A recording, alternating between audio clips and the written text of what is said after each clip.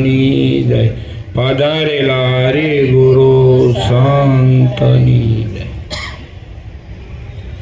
આજનું ભજન આપણે ભગવાનભાઈ માંડવીવાળા અને બાજુમાં રહેતે ભાઈનું નામ ની મને નથી ખબર, પણ લાભુબેન નામ છે એનો દે લઈ ગયો. એ નિમિત્તે ભજન રાખ્યું, આપણને સૌને એકત્રિત કર્યા. તો આવો ભાવ ગુરુ પ્રત્યે હોય તો થોડુંક જીવન સાર્થક બને કહેવાનું. હમણાં ભજન ગાયું ને કે ગુરુજી તમે મારા તારણહાર, ગુરુજી આ અવનીમાં તારવા જ આવ્યા છે અને બાળું પકડ્યું છે પણ મુકાઈ દે છે. એમાં ગુરુ શું કરે? એમાં ગુરુ શું કરે? તો ગુરુ મહિમા સંતો મહાપુરુષે આપણે ભજનમાં જીવને જગાડવાની વાત કરી, જીવને ઠપકા આપ્યા અને બધી રીતે આ જીવ જાગે ને એને માટે સંતોએ વાણી દ્વારા આપણને કીધું છે. ભારતીની વાણીમાં એવું ઘણું આવ્યું કે આદિ રે અનાદિ ગુરુ મારા અનુભવી, પારખ હશે એ પારખ છે. અને કે આ વસ્તુ છે અનાદિની, આ કોઈ નવીન વસ્તુ છે નહીં. તો અનાદિનો શું છે? તો અનાદિનો આપણે એક બધા આત્મા કહે છે કે ભાઈ આ આત્મા આદિ અનાદિનો છે. આત્મા પાછું એમ કીધું કે ભાઈ પરમાત્મા છે. તો એ પરમાત્મા કોને કહેવો? સત્ય હોય એને પરમાત્મા કે હંધેથી પર છે, એટલે જ શબ્દ વાપર્યો પરમાત્મા, એને પરમાત્મા કહેવાય. અને આ દેહના ખલકામાં ત્યાં લઈ જવા વાટો આને પરમાત્મા કીધો છે, પણ આ દેહ પરમાત્મા કોઈ દે ન કહેવાય. આ તો દેહ આવવા જવા વાળો છે, એના એ તો આવે ને જાય. પણ ત્યાં લઈ જવા વાટો, ત્યાં ફુગાડવા વાટો એ કીધું કે આત્મા એ પરમાત્મા છે. પણ આત્મા એ આત્મા, પરમાત્મા એ પરમાત્મા. પણ ત્યાં ફુગાડવા હાટો આત્માને પરમાત્મા કીધો છે. કે સૂર્ય ઉગ્યો હોય અને કિરણોમાં કોઈ નીકળે તો કિરણો એમ કે હું સૂર્ય છો એમ હાલે? એનો અંશ થાય, પરમાત્માનો અંશ થવાય. એનો અંશ થઈને કે હું પોતે પરમાત્મા છો એમ કે પરમાત્મા હું ન કરે. હાલો તેમ પરમાત્મા તમે હું ન કરો. આ દિવાળી આ બધું ખેદાન મેદાન કરોડો અબજો રૂપિયાનું નુકસાન કરી નાખ્યું, તેમ પરમાત્મા બંધ કરી દો ને, તમારી સતત બંધ કરી દો. પણ હું એ પરમાત્માને જાણનારો છું. મારા ગુરુએ મને કીધું કે આ આદિ અનાદિનો છે, પણ આને કોક પારખ છે ને એ પારખ છે. અને કે આ વસ્તુ છે અનાદિની, અનાદિની વસ્તુ છે. પણ કરે કે દેહમાં જ્યારે ગુરુ મહારાજ એનો ખ્યાલ કરાવી દે કે દેહ દેવળમાં ડંકો દે ને તારે મેળ આવે, તે પહેલાં ન મેળ. અને ડંકો તો દઈ દીધો છે, પણ ત્યાં રહેવું બહુ કઠણ છે. વાત તો બ્રહ્મ જ્ઞાનની આપણે બધા કરવી જ છે, કોણ નથી કરતું? હાલો બધા કરે છે અને બધા આત્માની વાત કરે છે, બધાને ખબર છે. પણ બોલાય છે, પણ એ ઠેકાણે રહેવું બહુ કઠણ છે. એ ઠેકાણે રહેવું કઠણ છે અને એવું જીવન બનાવવું પણ કઠણ છે. અને એ જ્યારે તમારું જીવન બનશે પછી તમારે ક્યાંય નહીં જવું પડે, તમારું જીવન જ કહી દેશે. આ બધા સંતો મહાપુરુષો થઈ ગયા, જીવન ન કહી દીધા બધા, એ જ કીધું ના વૈયા ગયા. એના વાણીઓ, એના શબ્દ તમે જોવો તો ખરા. એ જગતને કંઈ કહેવા નહોતા ગયા. માતા ભીલડી ક્યાં વેદ વાંચવા ગઈ હતી? હું એની પાસે હતું? ક્યાં જ્ઞાન કથવા ગઈ હતી? કોને કહેવા ગઈ હતી? તો પંપા સરોવરના કાંઠે બધા પંડિતો હતા, કેમ પાણી ડોળું થઈ ગયું? તો આ વસ્તુ છે ને જ્ઞાન બહુ કથવાથી નહીં થાય. પણ કચ્છો ને જો ઘી શુદ્ધ સચિદાનંદ બની ગયું છે, હવે બહુ ઘઉં તો શું થાય? ઝેર થઈ જાય ને. પછી ઘીને ઘી બનાવવું હોય તો શું કરવું પડે? જે ઠેકાણેથી આવ્યું હોય ને ત્યાં પાછું એને જવું પડે ને પાછું ઘી થઈને આવે. એમ આ આત્મા છે ને જે ઠેકાણેથી આવ્યો હોય એ ઘેરેથી એ ઘેરે જાય અને જીવન બને તારા સક્રિય બને.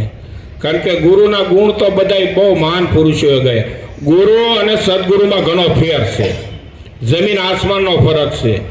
ગુરુઓ છે ને બાંધે છે અને સદગુરુ છોડાવી દે છે. કે કઈ રીતે બાંધે? તું જપ કર, તપ કર, તીર્થ કર, ધ્યાન કર, યોગ કર, સમાધિ કર, ઈંગલાને જગાડ, પિંગલાને જગાડ, બકનાઈલમાં સડાય, આ બધા બાંધે છે.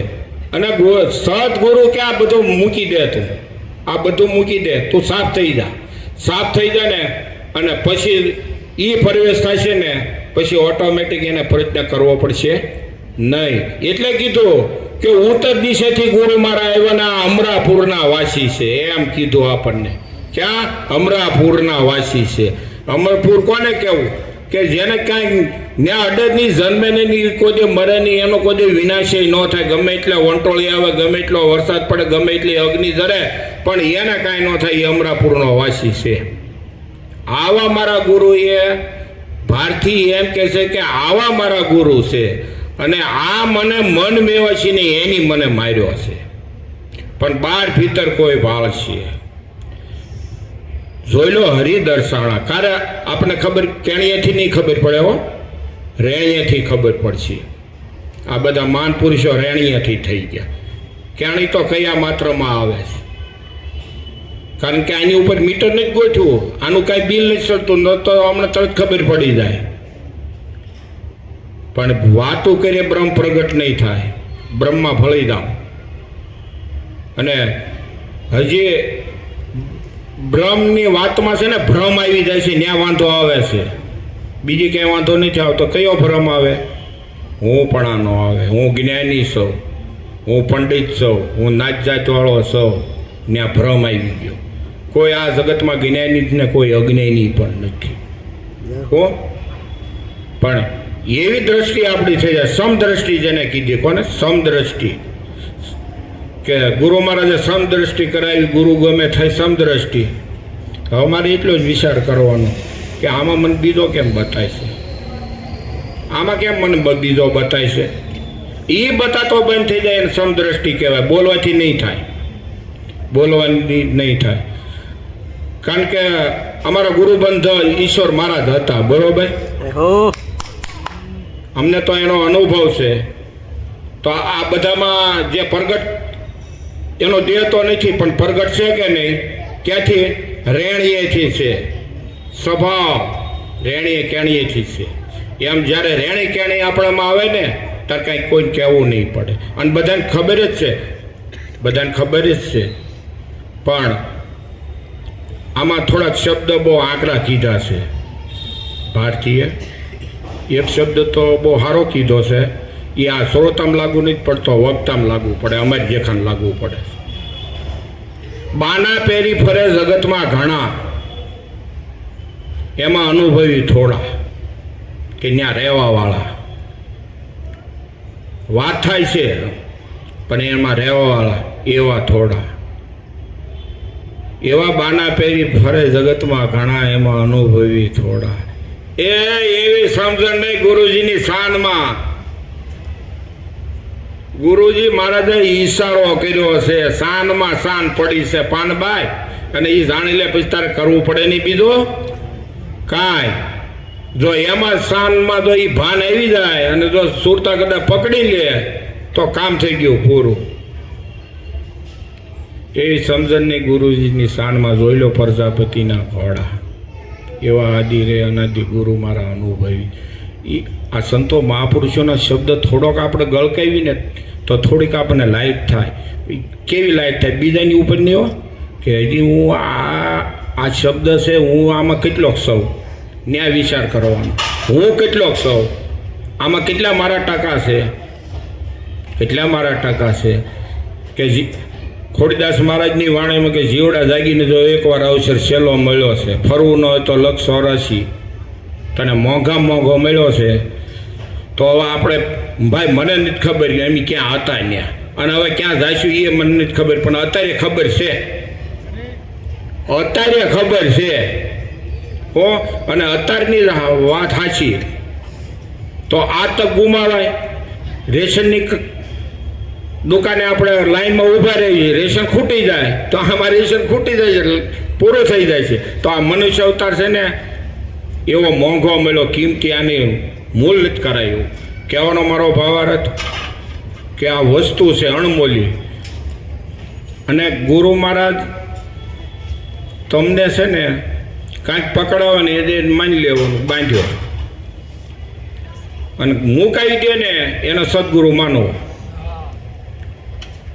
એને સદગુરુ માનો. કંઠ જો અમારે જબરદાન મહારાજ બોલતા, જબરદાન મહારાજ બોલતા કે ગુરુ ગમ વગેરે ખબર પડતી નથી, કંઠિયું બાંધે સેલા વધારે, મૂળ વાત જાણતા નથી, એવાની પાછળ આખું મલક રહ્યું મથી. એ ભાઈ હવળા સિદ્ધને મરો સૌ મથી, ચાર ધામની જાત્રા કરે ખૂબ મથી, દૂર રહીને થાળ ધરાવે એ જગદીશ કોઈ જમતો નથી. કે આ ગુરુ ગમ વગેરે ખબર પડતી નથી. ગુરુને કે ગૌતમ ગોતે ચાર વેદમાં કથી, મહાવીર પ્રભુએ શાન બતાવી, તું એને બીજો કોઈ. તો ગુરુ મહારાજ તમને શું કીધું ભાઈ? તમને બીજો બતાવ્યો હે? તો ન્યા દ્રષ્ટિએ આપણી થઈ જાય તો ગુરુ મહારાજ તો અપરંપાર છે. સન્મુખ સભામાં બેઠો છે ગુરુ મહારાજ, ક્યાં ગોતવા જાવ? હે, ક્યાં ગોતવા જાવ? સન્મુખ બેઠો છે. એટલે જબરદાન મહારાજ તો ઘણી વખત લાલજી મહારાજ, ખોડદાસ મહારાજ, જબરદાન મહારાજ હોસાળ બે હતા અને 10-15 મિનિટ તો એવું બોલતા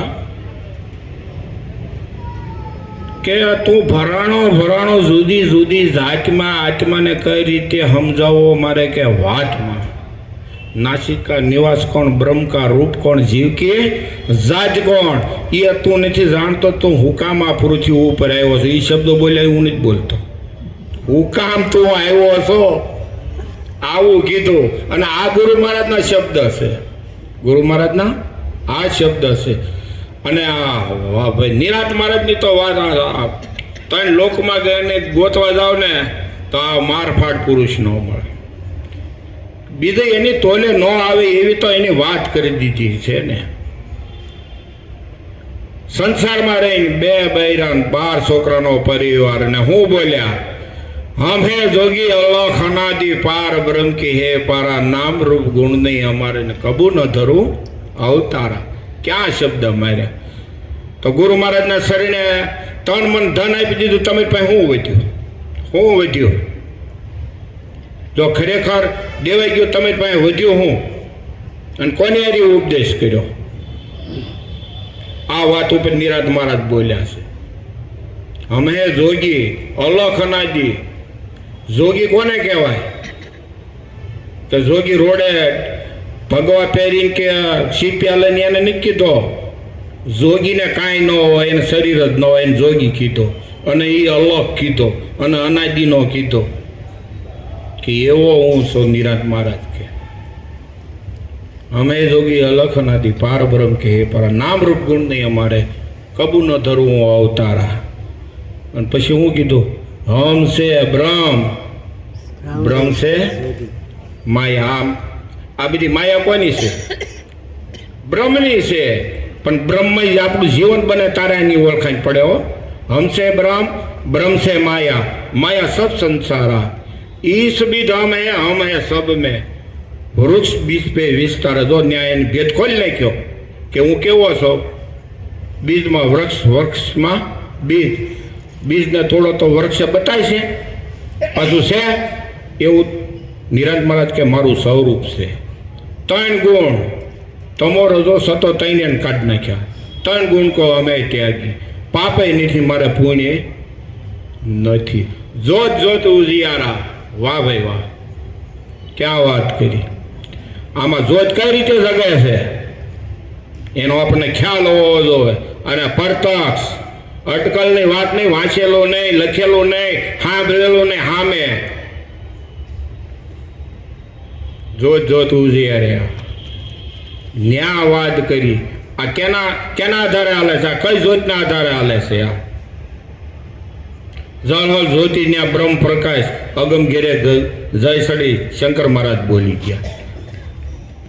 આંધળી થાતા જળહલ બ્રહ્મ પ્રકાશ જોયો, બેરી થાતા શૂન્ય અનહદ નાથ, જીવ વિનેના સાખ્યા સવાદ, પાવ વગર પર્વત ચડી, હાથ વગર મેરું તોળ્યા.